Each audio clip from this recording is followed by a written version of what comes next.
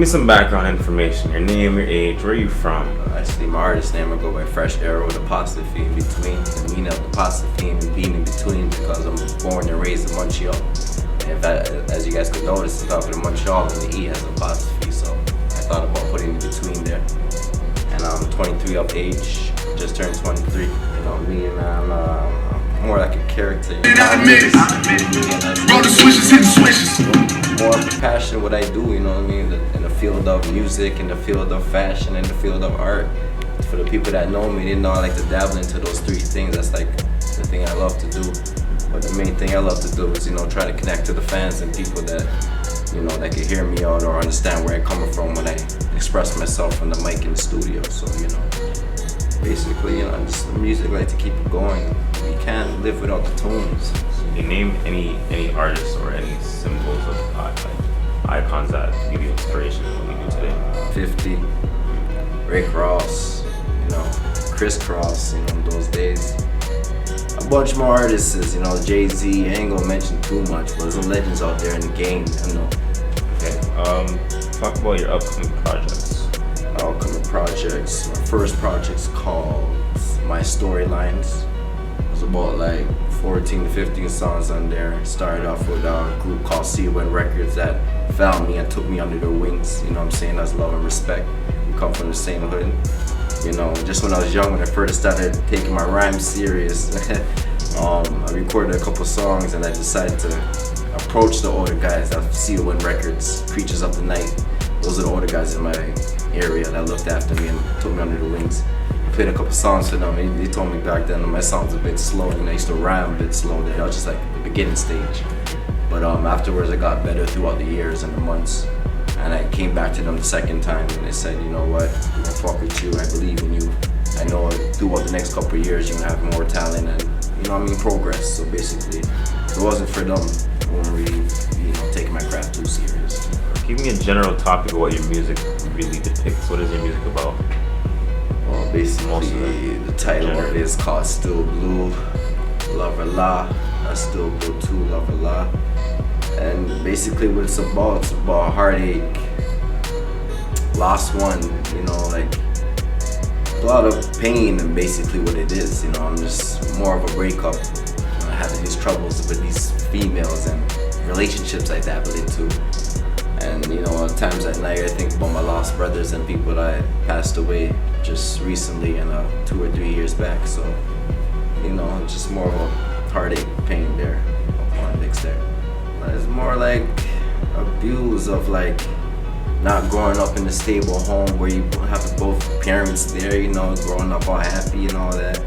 Living in the hood, seeing all these type of things of violence happening in front of your face. And sometimes in life you have no choice to do what you gotta do to make money, but like they say, money's root to law evil, but I don't really believe in that because you can always find a way to stay on a positive route. Alright, so do you have any experiences you'd like to bring up or reflect on? Experiences, yeah. This one experience of the year of 2008.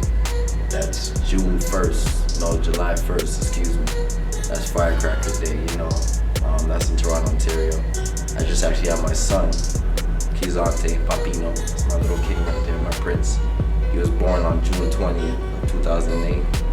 A couple weeks after that, on July 1st, I actually got my house shot up, over some street things that I wasn't really involved at the age of 15, 16 when that happened, because I had my son at 16 of 2008, may I say it again. So I got my house shut up, thank God my mom came out alive, my brother came out alive, and my mom's boyfriend, So it was a deep situation where I wasn't even home at that time. I was actually downtown taking care of my kid with my baby moms. I just so happened to see my apartment on the news, And the reason that happened because I practically lived on the first floor, so it was easy access, so. Rest in peace to those dudes, Hey, things happen in the streets, but sometimes you gotta find the roots and a different lane and move on and keep your head up and keep it strong, So that's practically one of the reasons why I have this pain and anger sometimes. But yeah, that's one of the things I remember. So basically, I just want to go ahead and dabble in behind the 2 words of the title of SteelBlue 2, LoveorLaw. I already kind of mentioned this subject and the title of love, but really, I'm gonna go ahead and dabble in the word of law. Reason for it is because, you know what I'm saying, we all have this struggle and this anger against those, you know, people that we so-called say protect and serve, which we're paying our taxes to protect and serve, but otherwise they ain't doing that too much. I don't want to talk about it like it's happening in Canada, but you know, I got some family out in the States, and you know, things so happen that we see on the internet. Well, some of this bullshit, you know what I'm saying? But most of it, I just want to say that I don't have a grudge against all officers, but majority of them, you guys are fucked up. You guys are being a little bit too aggressive or abusive, man. Say, you know what I'm saying? All you have to do, at least try to approach us calmly, which you guys do at some point in time. But I don't know. But you guys, I don't know. I had this little anger against them, so you know what I mean. The reason for it, I just want to say too as well that first time I experienced me going to jail was at age 13. That was for a grand theft auto charge. If you guys don't know what grand theft auto is, it's like you know, break into a car, steal it, drive it. Yep, first charge. Ever since then, been in and out, not good. I just want to say to the young folks out there, do not trail into the negative and all that bullshit. Whatever the case may be, to stay positive, go to school, and stay focused, you know what I'm saying? Because I've been in and out of jail, it ain't cool. I did a little time, you know what I'm saying, for a robbery, armed robbery, may I say. I used to have addiction robbing stores and whatever, you know what I'm saying, back then in Toronto. But, you know what I'm saying, that's it. I ain't getting too deep with that, but, you know, it's the basic of law. So, you know what I'm saying, free my dudes. Now, to talk about some women, what are your favorite type of women? Favorite type of women? Race, Okay.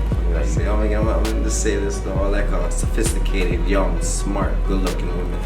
Has to start off with the mind. I actually just look for a girl that has a mind on the shoulders, you know. Then the dollars come after. I look after the dollars after, ain't too much. But basically, I like a girl with fashion, style. You know what I mean? A little taste here and there. But basically, that can set me for who I am. And just, you know what I mean, work as a team besides just being trailed on to something else that distracts her or me to destroy our relationship or whatever it is that we have. So, you know, I ain't too picky